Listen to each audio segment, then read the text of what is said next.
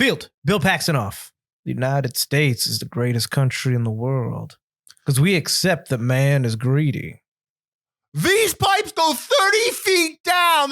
We strap ourselves to them. Wait a minute. That's what? No, we're not talking Twister. We're talking Two Guns. Ladies and gentlemen, please notice that exits are conveniently located at the front and rear of this auditorium. When leaving the theater, we suggest that the exit at the front of the auditorium will allow you easier access to the parking areas.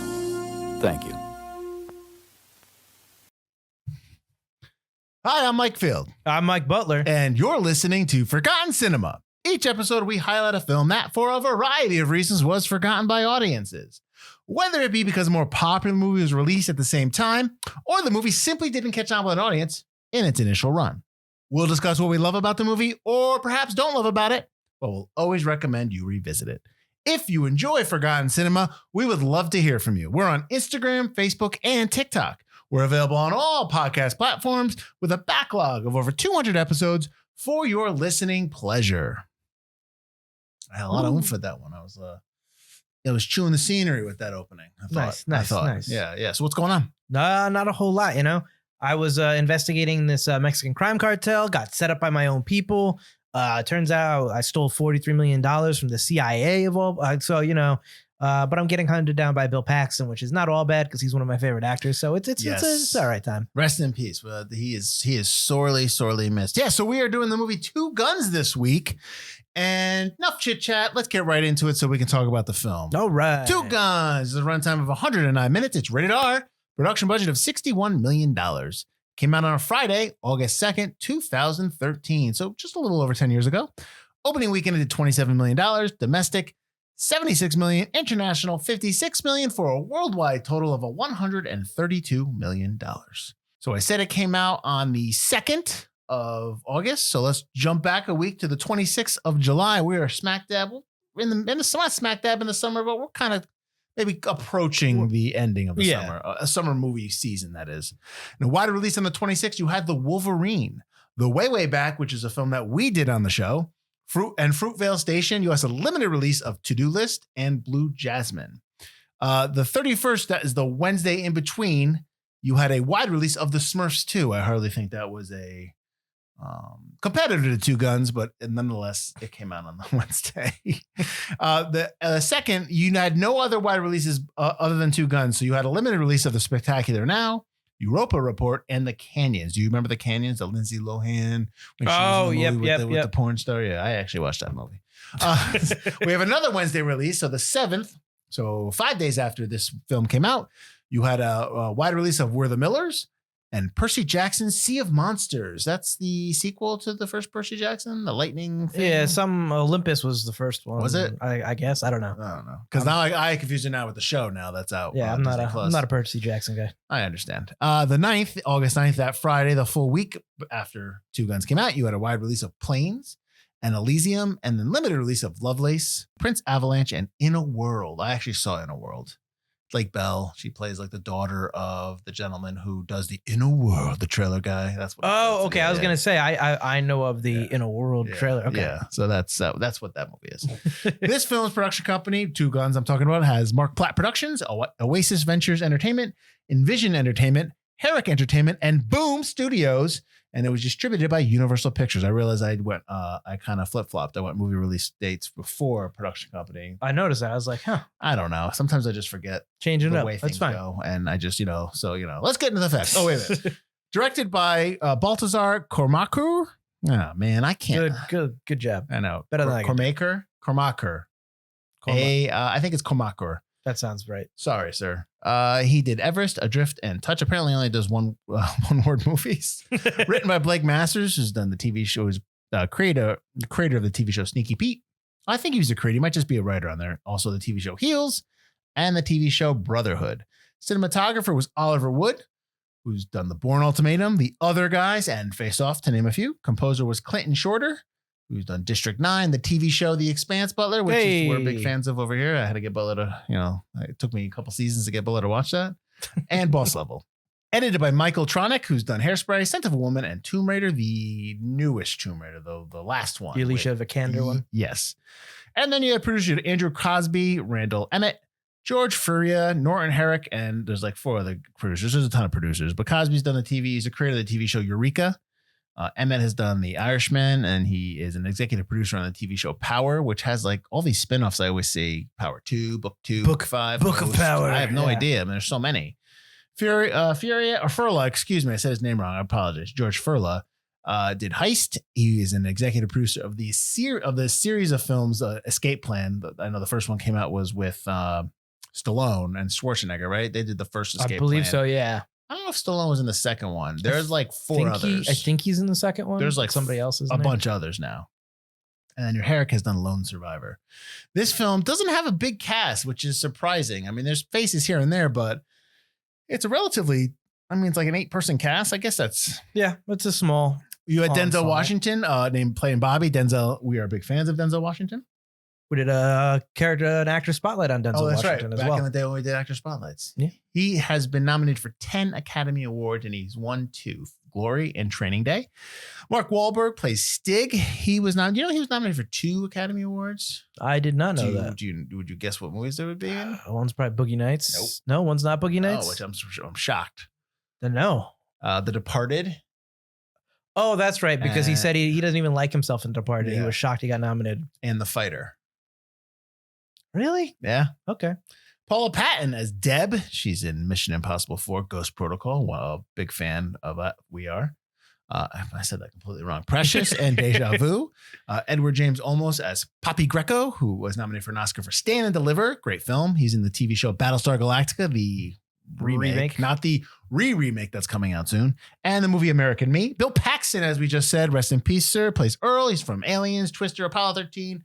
If it's a movie you watch in the 80s and 90s that you loved, he's probably in it.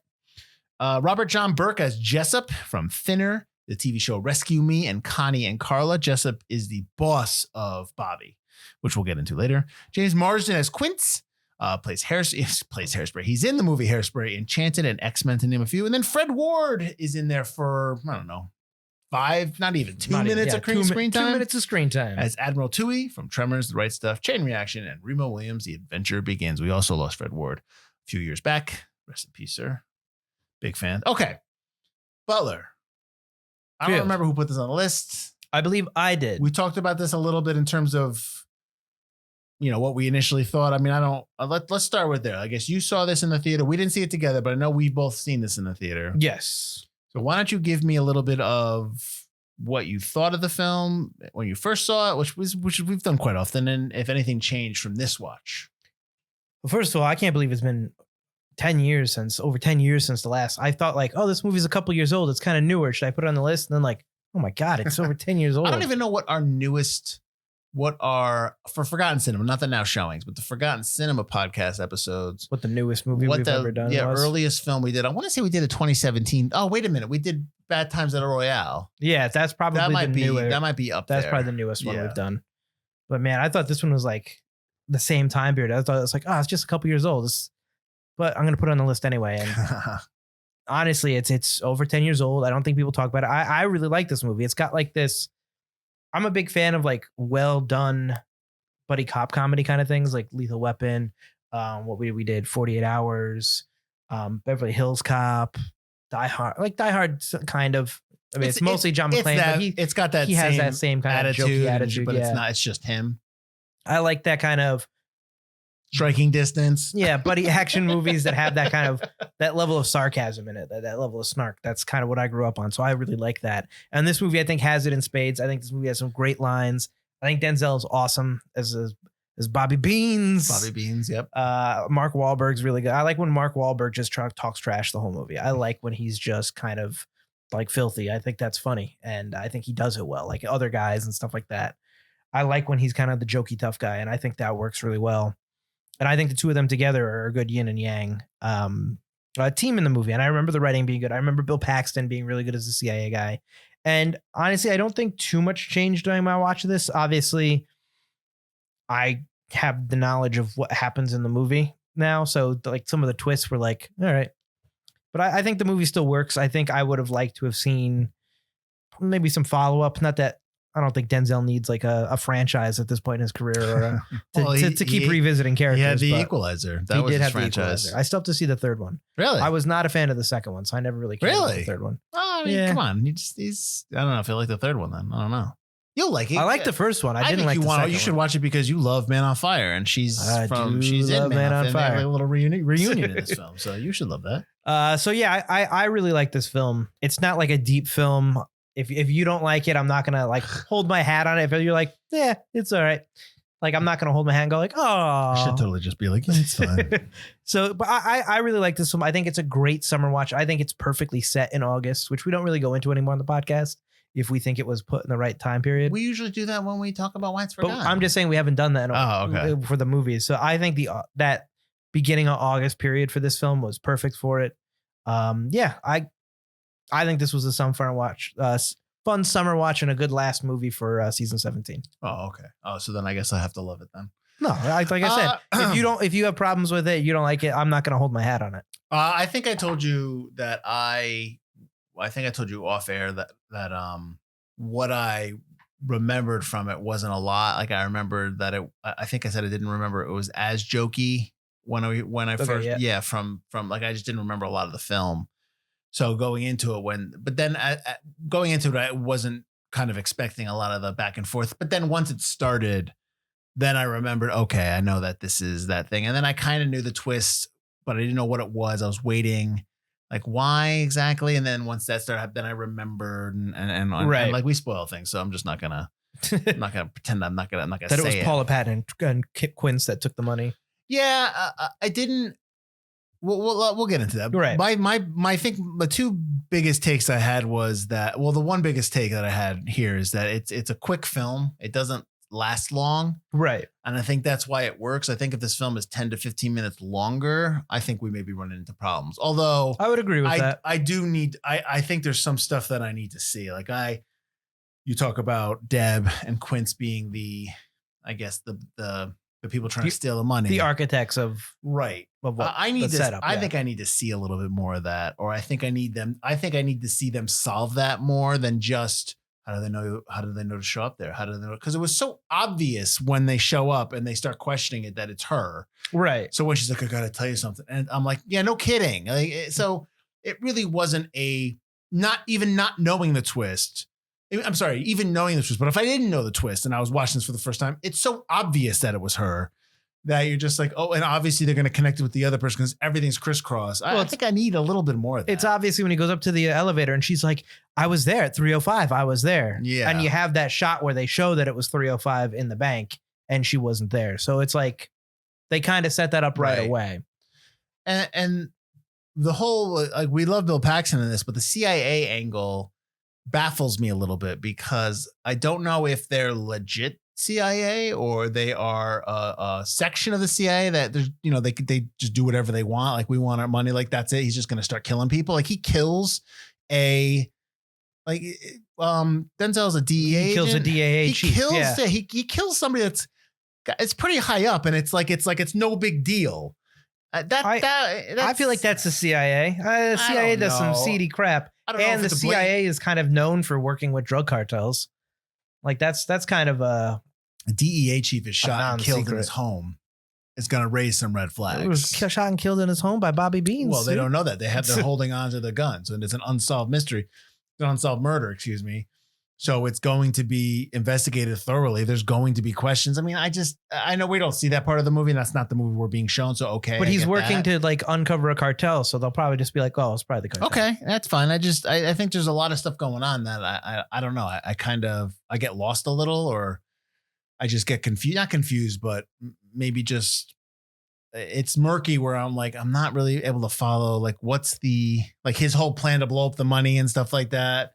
I just don't get the plan. The blowing up the money is there to be cool, so there's money flying around everywhere during the last fight sequence. I don't get the plan at the end. Yeah, I don't get the plan. Like, he calls Bill Paxton to tell him to show up. He calls the CIA. He calls Bill Paxton to hope that they would take out each other. We should use his character name. I'm sorry. He calls Earl.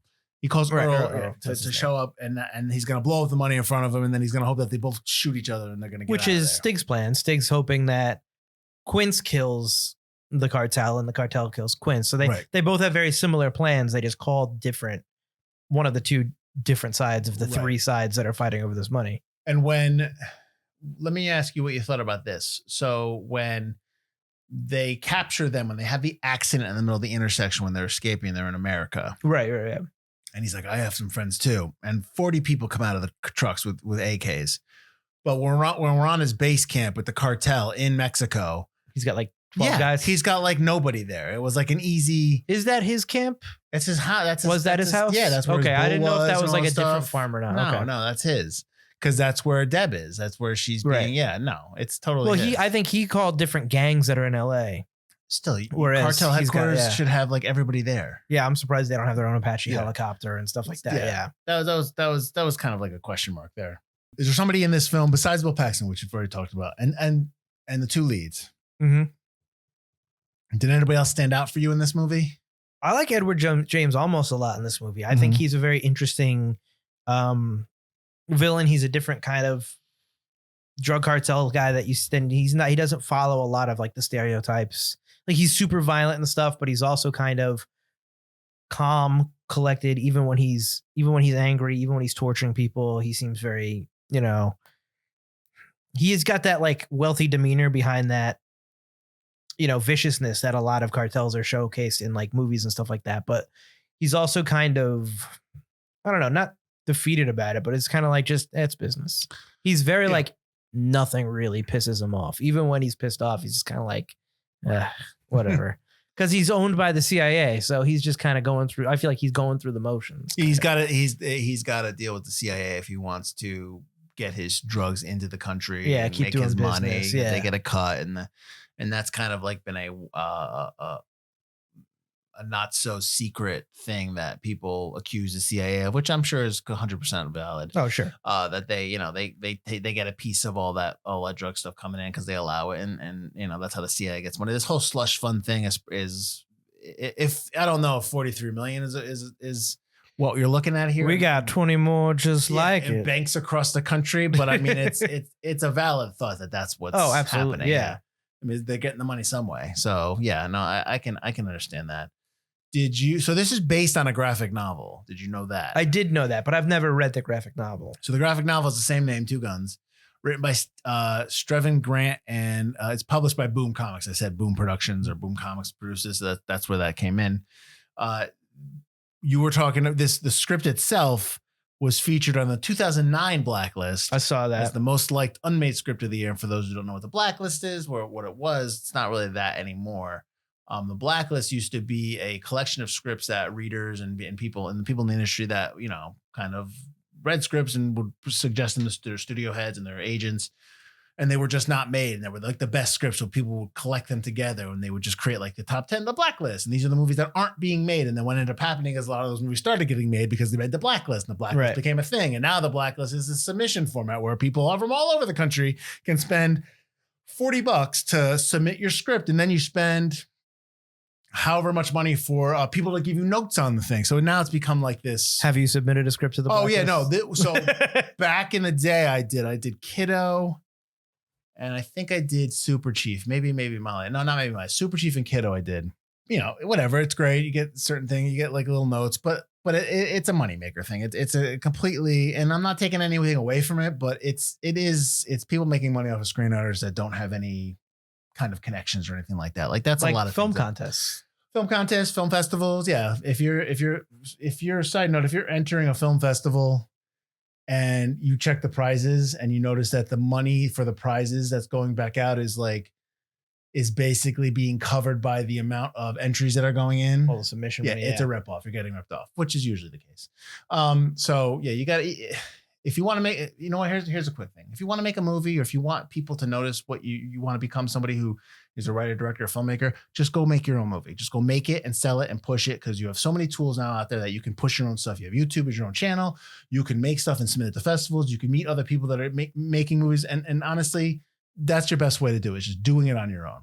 Would you agree with that? Nowadays, yeah. Yeah, totally. I mean, unless you're obviously, well, even CGI, you could do a limited, you have to be careful with what tools you're using, but you have a limited amount of supplies. You can't obviously do what they're doing in Marvel movies. but you can get pretty close if you know what you're doing. That's how. The guy who just directed The Creator?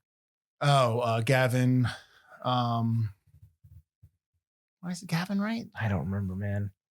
If you say Gavin, I'm going to say Rossdale, who's the lead singer. Gavin Rossdale, the lead singer of Bush, did that. You didn't know that? But I know Fun that fact. he started before he got Godzilla. He did a movie called Monsters. Yep. And he made that all on his own, and it's got 2 people. It's actually pretty good. Mm-hmm. And the CGI effects, although a lot of them are shrouded in darkness, he made himself. It took him forever, obviously, but he did all his own special effects, and that got him noticed. Same with Fede Alvarez, did a film, like a low budget film about aliens invading, I believe, Gareth Spain. Edwards. Gareth Edwards. Yep. Gareth Edwards. Yep. Fede Alvarez did the same thing with an alien invasion movie, and that's how Sam Raimi found him. I mean, there is a little bit of luck to get quote unquote noticed, but like your goal as a filmmaker is just to be able to make enough money to tell your next story. And you keep compiling on that. And then you will meet other people that just want to be a part of something, and you will meet other people, and you will, it's a grind. It's a step-by-step process. You know what I was about to say. I'm not going to say, but you can get there. You just have to, I guess, I don't want to say, just have to have realistic expectations of what you can do and what you can put together. But if you've got the tools and you've got the talent, apologies to Ernie Hudson, I mean, you can make a really solid film. And I've done a couple of short films and stuff like that. So now I do this, piddling podcast. So I'm only kidding. Nice. Butler's gonna cry. How did we get onto this? I'm trying to remember how we got onto this topic. I don't even know. And I didn't even say the F word because I try not to say it all the time. So I just said fudge for you. So fudge you, Butler.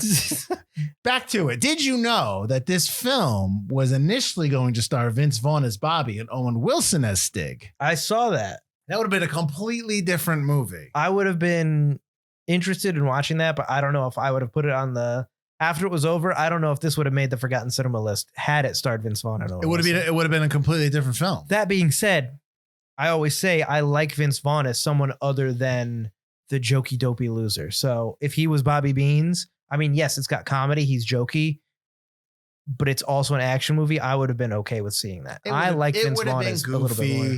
Will Ferrell would have probably played the cartel guy. It would have been like that. It would have been that would have been too bad. But it would have been like that. That's the type of movie it would have been. I like semi-serious. I like Vince Vaughn in like jokey, but in like semi-serious stuff. Or even serious Vince Vaughn. Well, you liked him in the movie we did, Clay Pigeons. I loved him in Clay Pigeons, right. And I really like him. I know a lot of people don't like it. I like him in True Detective season 2. No, see, I'm a fan. I know you are. Yeah. Like I think everybody forgets it. Like he was in Swingers, and what came right after Swingers? Maid is another kind of semi-serious. Yeah, one, like he's a good actor. I think he's underrated as an actual like serious actor. Yeah, no, I understand. So I would have been interested in watching that. Okay, and Owen Wilson's great in Starsky and Hutch. I have not seen that in forever. I really like that, but I think last time I know it's on our list, but I think I remember you were not a huge fan. That's the thing. I know when I first watched it, I wasn't the biggest fan of it, but I couldn't tell you why. So I would have to watch it again. Was it Snoop Dogg? No, I don't care. Playing Huggy Bear. I used to watch. So fun fact with Starsky and Hutch, when I was younger, I used to want to watch it all the time on I always try to catch it on TV, but my parents always stopped me from watching it. They didn't want me to watch it, and I never understood why. I was like, I just always because I used to watch Dukes of Hazzard all the time, like stuff like that. But but I never understood why they didn't want me to watch Starsky and Hutch. And then I watched some of it. I go, oh, it's the heroin stuff. Okay, fine. It's all the drugs. But like that went over my head. I didn't care about that. I probably just like the car chases and stuff like that. That's how 90% of heroin users get started. Starsky and Hutch. Starsky and Hutch. Man, that heroin stuff sounds good. But I do remember when they would shake that Huggy Bear for like information and stuff. But I had no idea. I just thought it was a guy they knew. I didn't know I have no idea what was going on. So yeah, my parents never wanted me to watch Starsky and Hutch. Well, and I never did. I should just watch it again. I don't even know how many seasons there are. Screw you, mom and dad. I'm gonna watch it anyway. I'm a man. So I want to switch gears here. I want to talk about the subplot of them robbing the bank.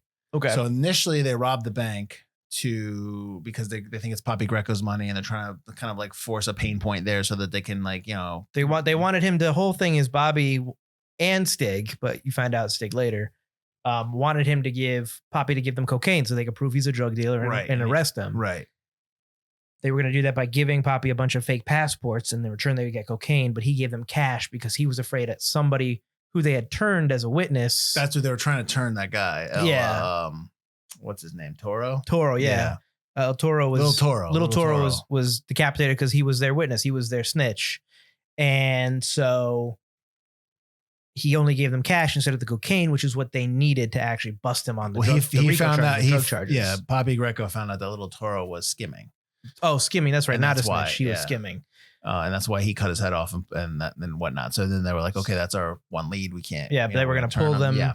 So he's like, let's rob the bank. We can prove he's got $3 million. Right. He's not paying taxes on. We can get him on RICO charges, which is how they got a lot of the. For those who don't know history, that's how they got a lot of mobsters back in the day during Prohibition. That's how they got some of the most famous ones. Well, speaking of mobsters, this plot of this film, that subplot or that kind of like, I don't know if it's the main plot, but subplot. Yeah. Is similar to a movie called Charlie Varick, if you don't know any, with Walter Matthau, and their bank robbers hit a wrong bank. They hit this mafia drop bank by accident, but it's in the same thing. It's all this money, but it's in the same town of Tres Cruces. I read that note. Yeah, I thought that was interesting. So I don't know if this is an homage or they were just like, oh, it's kind of similar. Let's just use the town name. I don't know. Maybe. But Tres Cruces, maybe, is that a town that's like near Las Vegas? Is that why? Man, I don't know. I always assume they're in New Mexico. That's what I had thought. But yeah, if you're saying like mafia money, that makes me think, Las Vegas. Mafia's in New Mexico. Mafia's in Nevada. Yeah, they could jump. Yeah. So remember that. But at the end of the movie, they're in front of another bank. They're in a diner in the front of another. Like they're going to do it again. So what are we doing here? We're robbing the CIA again? Well, yeah, I feel like they're just going to keep robbing the CIA. I feel like because they killed the CIA guy. Jessup's dead. Yeah. Deb's dead. Yep. Quince is dead. Yep. The naval admiral, Fred Ward's naval admiral, I don't remember his name, Admiral Toohey, just basically said, I'm wiping my hands of this. You know, he said you went AWOL, that you killed an officer. It's going to stay that way. And then Quince is going to get kicked out too. The Navy does not deal with drug lords. We do not deal with drug kingpins. We don't steal drug kingpins' money. This is a stain on our thing. So you're out. So Stig and Bobby are basically still wanted people for their murder, so they have no choice but, Okay, so we're saying that I'm saying they become bank robbers to rob the people that had wronged them. So, but we're which saying is a that, great 1970s TV show. But we're saying that Bobby is already framed for the death of his boss. Yeah. Okay, so they're on the run. That's what we're saying. I'm thinking they're on the run. Okay. Yeah. Well, all right. I didn't Stig's get that. got to be, because Stig definitely is already AWOL. Well, he was AWOL someone. because he's. Oh yeah, I thought the 6 months AWOL for killing an officer. Yeah. Okay. So I don't even know. See, that's the thing. I don't even know what's happening at the end. Then it's still cloudy for me. I understand what you're saying. It makes sense that they're just kind of like, oh, we got nothing left, so let's just stick it to the man. I guess. Okay. I don't know. I mean, all right. 2 guns, 2, 3 guns. Well, I was surprised that there was never any sequel talk for this film. Because you set it up where you could have it. Maybe they just didn't want to. Maybe it was just you got Denzel and Mark Wahlberg, who don't really need that. No, I think right. that's like, I kind of brought that up with Denzel. I think that's possibly why you don't really get a sequel, because getting them together with scheduling would probably be a lot. Mm-hmm. That's pretty much it. Just scheduling would probably be a lot. And they'd probably both ask for a lot of money for a sequel, because they already probably got paid a lot for the first one. This was a $61 million budget. What do you think they got? 15, 20? I imagine Denzel's got to pull 15, 20, because people go in just for a Denzel. They got the same? Maybe they got the same. Mark Wahlberg's definitely not the draw that Denzel is, but yeah. Well, he's 20, but it's they're both co-leading the movies, so yeah. Especially he's probably coming but coming out of The Departed. So when was that? 2011, 2010? I mean, when I Departed is probably 2009 or 10. Yeah, okay. I was definitely in college still when The Departed came out. Okay. All right. I mean, I guess that makes sense. So I think that just they're too big of stars to make a sequel would be my guess. Okay. Would you have liked to have seen a sequel? I mean, I don't, because we still haven't like, what do you think of this? Oh, I think I've told you. I said it was a good length. It's a good length. They obviously have chemistry together. They do. I think their chemistry works really well. I think, that's what you need. I don't think of it, but I think that even if they didn't like each other off screen, I think that they're both professional enough where I think that you would know, like if if they weren't getting along or something like that. Oh, for sure. You know what I mean? Because they're both just riffing and stuff like that. And I think the note I had was that the director and producer said that the best lines were improv by both of them. Yeah. So they're just kind of having fun, which is great. Definitely Mark Wahlberg, and when he's making fun of all the cartel guys who can't shoot the chickens, Yeah. so much of that must have been. I'm ad-libbed. sure. That's so I'm good. sure. You know, it's funny. You don't watch Entourage, right? Just bits and pieces. They all kind of they're all such douchebags. I can't. It's so hard for me to watch the show. All right. So when he's on an episode, because he produces the show, and Right. it's kind of loosely based on him and his buddies. I did know that. Yeah. When he's on the show, he's the same way, but he's just meaner. Like he's just like a real, he's just like mean to Ari or something like that. Like Right. he's nice to Vince. Like when he's Vince and the actors are like, if he's cool with Vince, but like the other guys he rips on and he rips on Ari. So it's like, he's like the same way. So I imagine that in Entourage, I wonder if like a lot of his stuff he's riffing too, you know, just ripping on him and stuff like that. So That's cool. yeah, no, I don't know why I brought that up. We got I thought this was an interesting note where Paula Patton's topless in this film. She's topless like when they're together, and it was Right. her idea to be topless. It's her first nude scene. Like that, who cares? That matters. But I guess she was like, it didn't make sense for her to be like that because they had just come off from being together, intimate together as you were. They had the sex, guys. I'm trying to be nice here, and I'm trying to be respectful. I don't know why. And it was her idea to do that, which I thought was interesting because a lot of times you would have like body double, you would have Someone having problems with it or talking yeah, out of you know, it. Yeah. it's in the contract, you know, and somebody, and that's extremely valid. Do you want to control what's out there and stuff like that? Even Sure, yeah. like, I mean, there's stories like even when you have body doubles for somebody, like people are like, I need to know what body double you're using here. Like I need to know. I'll make sure the butt double from Friends. Yeah. So stuff like that. So I know that they have control of that. So I thought it was interesting that she was just like, no, it makes sense that I would be. Right. I wanted to ask you this because we like her in Mission Impossible 4, Paula Patton. I love Mission Impossible 4. And she's good in this. It's a solid film. Why isn't she more stuff? Yeah. I have no Where idea. I the thought hell- the same thing too. Yeah. She's a very good looking lady. Well, here's the thing. I know that she's a good actress. I know that she is closer to me, my age than yours. She's now, yeah. She's 43, 44 now, probably. No, she's the exact same age as you. Shut up. She's Yep. 49. Yep. Shut up. She's 39.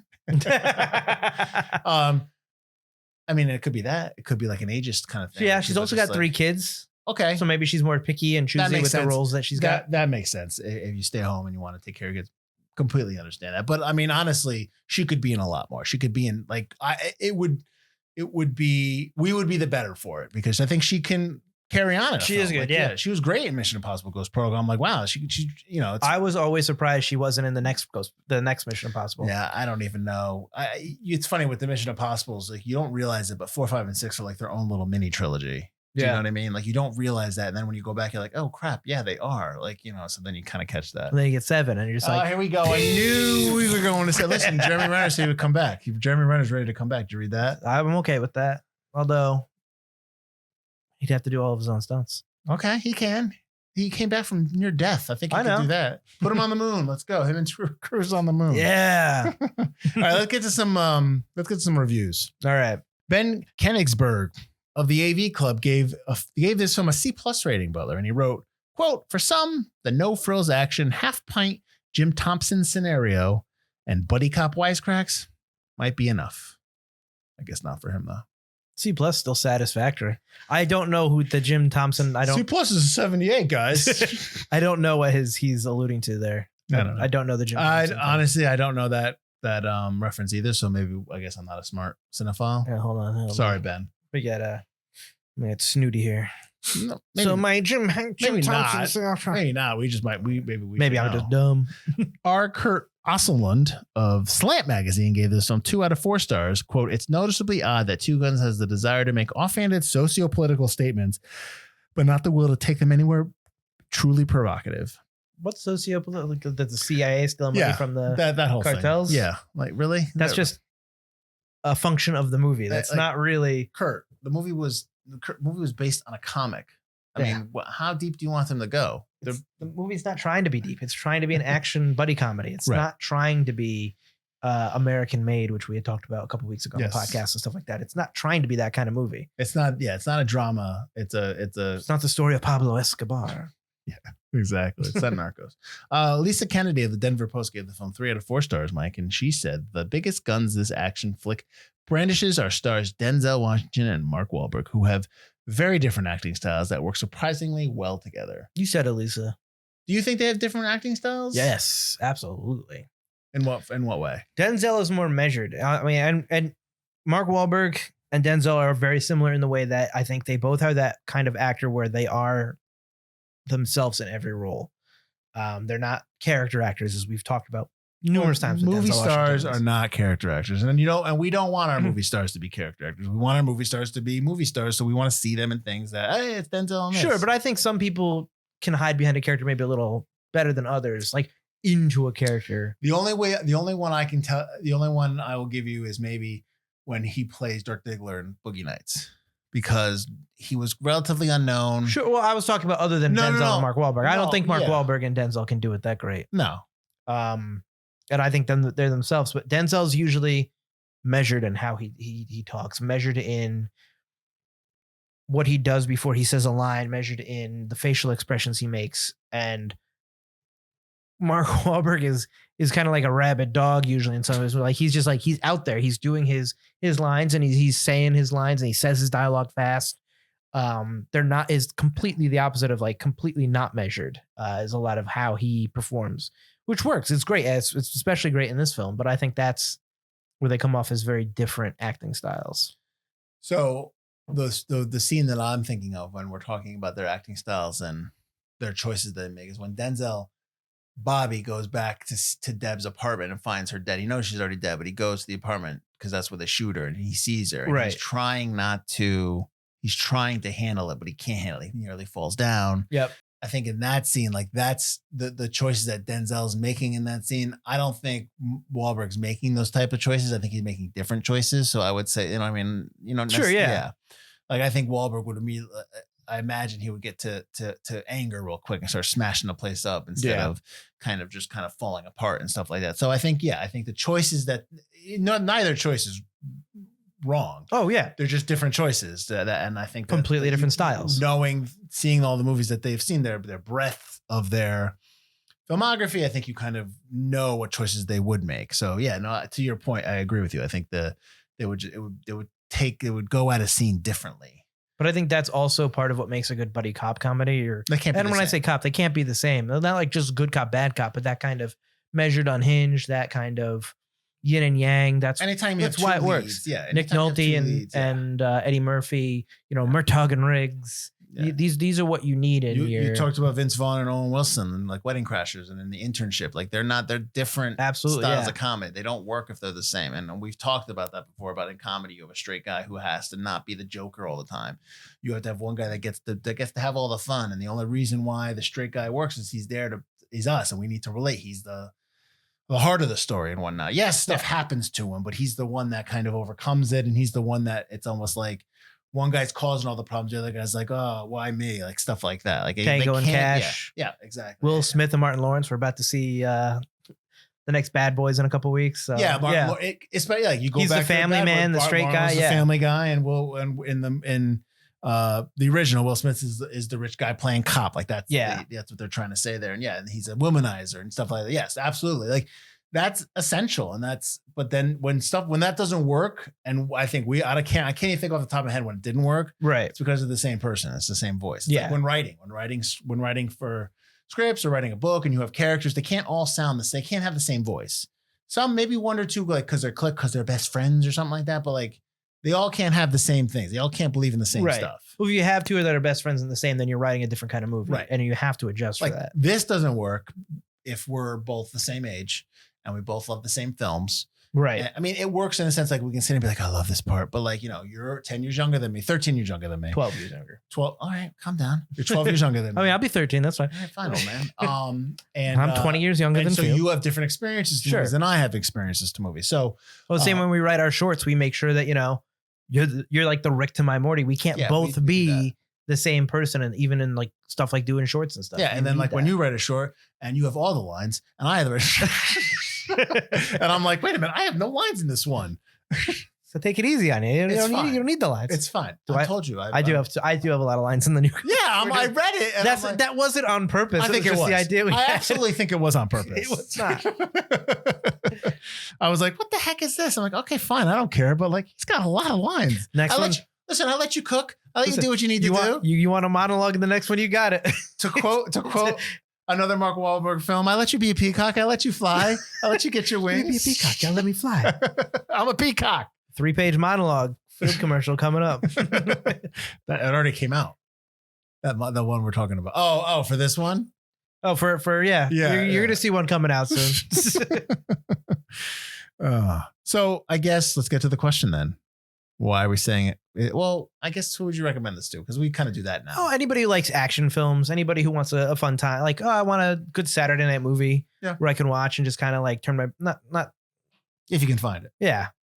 Just kind of like, I want to watch it. I want to have fun. I want an action movie that's going to have me watching, or somebody's like, I really like no one makes movies like Lethal Weapon or Die Hard anymore. I'd be like, well, check out Two Guns. It's got that same kind of like dark, sarcastic humor, but it's still an action movie. It's not a comedy. It's still a serious like situation that they're in, but done funny. And Bill Paxton's awesome in it. And it's one of his last, bigger roles. So I would absolutely recommend this to, I would say, most people. Okay. Because I think this is a very broad audience kind of movie. Sure. Why is it forgotten? You don't see a lot of comedy movies like this all the time, like buddy cop comedies as often anymore. I think that Denzel is mostly known for his more serious movies, and he does a lot of movies. Same with Mark Wahlberg, always working, always putting out films. So it kind of gets buried. And I think that the way films have been coming out now, like I thought this film came out like a few years ago, and it's over 10 years old. So I think that films like this are fun and they're worth watching, but they're also, best way I could, like, breathy. They just kind of like come and go. But they're fun to revisit, and you should revisit them. Like, people might have been like, oh, I remember that came out. I didn't watch it, but I remember that came out. I just didn't watch it. Well, go back and see it.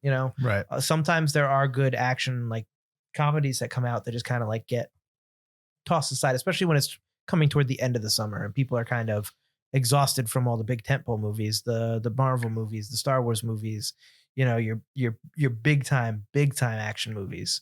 So sometimes stuff like Two Guns, which I would say is like mid-range summer movie, kind of get lost. Sure.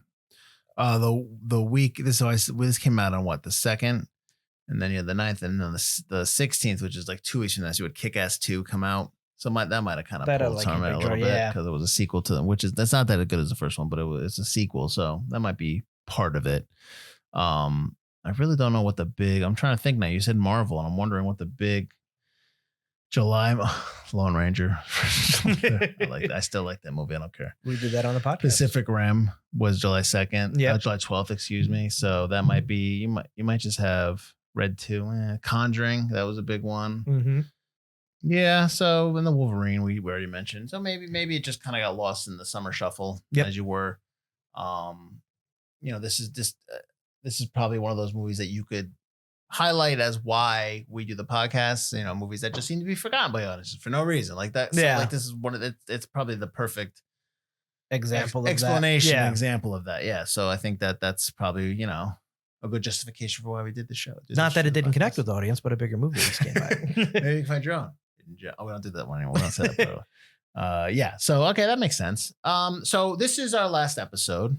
Unless you had more stuff about Two Guns you wanted to chat about. No, it would just be going over lines, which we don't need to do. Yeah. I mean, I do like the line when he goes, "I always meant to love you," because she repeats it back to him. I thought that was a really good. Oh no, you put that in your post. All right, fine. All right, dude. I saw that. I saw that. That post. First of all, this episode is already out. You heard of the hidden hand of God? Well, that's God's son of a bitch. Are you done? I like that line. Yeah, I had to throw one line. Okay, that's fine. So this is our last episode, and what we used to do back episode of the season. What we used to do back in the day, we used to do like our own self promo kind of thing. Do you want to start? Do you want me to kind of start? If you have an audiobook that you'd like narrated, come find me. I guess you wanted to start. Well, you kind of threw it over to me. I didn't want to debate. Do you want to start? I don't have any things to show, so Mike, I don't have any visual aids. If you are looking for an actor for anything, if you are looking for a voice actor, come look me up. Come contact me. You can contact cinema. That's what I got. I have audiobooks out now. You can get them on Audible. I've got Drowning in Oceans of Black. Ooh. Yeah, they're mostly horror. Just look me up, Michael Butler on Vacation Planet, that's a sci-fi action movie or action script. Nice. A lot of horror novels. You can find me on Audible. Michael Butler. Just look him up. You know, Mike, if you want, I think I gave you the advice 20, 30 minutes ago about going out and just making my own film. Sure, yeah. All right, hang on, I got to get my stuff. Oh God. All right, so I aside from always writing, aside from making movies and stuff like that, I also have been writing. So you go on to michaeldfield.com. As a thing flies in my face. You go to michaeldfield.com. You'll see it's basically my author website, and you'll see all the books. And you got books like the Adam Parker series. I got these 2 books right here. You have a Welcome to Brookville series, which is my little fictional town where a lot of stuff happens. I don't have the 4th book. I got to get the one, but you got these books here. My latest book, it also takes place in Brookville, but takes place in the 80s. It's called Katie Kennedy. If this is probably, I think my buddy will tell you that Paradox is the best thing I've ever written. I think this comes close. I really like this story, and I kind of want to continue it. So it's basically, it's kind of like your little superhero origin story set in the 80s. Katie Kennedy is the lead. I don't want to give you too much, but go on to my website, michaeldfield.com, and you'll see all the books there. And you can purchase these books on a Kindle. You can actually purchase them as an EPUB as well. So if you don't use Kindle, use like Barnes & Noble, the book reader from the Nook, and stuff like that, or any other thing, you can get them there as well. And paperback like you have here, that's available through Amazon. I'm always writing. I'm still writing. I can never stop writing, because if I do, I don't know, I'll probably punch my You'll wither and die. It's real, like seriously, if I don't write on a day, I get mad. But it's not this podcast that prevents me from writing. It's other things.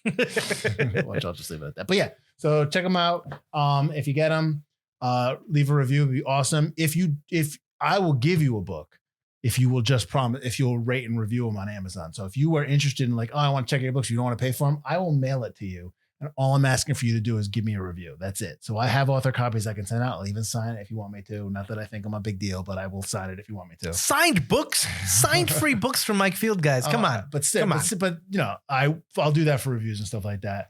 If you like 80s stuff, if you like the movies that we like, if you like the movies that I like, a lot of my stuff is based on that. So if you like that kind of stuff, those kind of stories, I've been told I do not buy this. I do not buy into this, please. But I've been told a lot of my stuff is very Stephen King-like, so that's cool. But I'm not saying that. So I'm not putting that. I'm just saying if you like that style of writing and like that style of storytelling, these books might be up your alley. So there you go, michaeldfield.com. We'll leave it at that. We'll do this again. The last episode of season 18, which is next week. So next week we'll kick off season 18. What's the title of the season? The Adventure Continues. Right. I've already started making the there we go. the graphics and stuff. Graphics are starting to be made. We are going to start off with a movie that I was really excited to put on the list. So I'm really interested, like our take on this. Yeah. Okay. Because this is a movie that I don't think a lot of people will do. No. That's a specific. I also think a lot of people don't know this movie. Yeah. I think people know what it's about and know the situation. And it's like in the lexicon of everybody's like lexicon, but Yeah. I don't think anyone's seen it. So we're doing the 1993 film Indecent Proposals, starring Robert Redford, Woody Harrelson, and Demi Moore. So get ready for some indecent proposals to happen next week. All right. So that's it. Thanks again for listening. Thanks for watching. Oh, do you want to do where? Screw it. You know where to find You plugged us. your books for too long. It's good. I plug my books for too long. If you like what you just watched, if you could rate, subscribe, all Put that me stuff in one of your helps shorts. the podcast. I act. I do the books too long. You know what? Season 18's They canceled. took a long time to write, Butler. How many trees had to die for you to get your writing fixed? Not enough. All right. We'll see you next week. Thanks for watching. Thanks for listening. I'm Mike Field. I'm Mike Butler. And this has been Forgotten Cinema.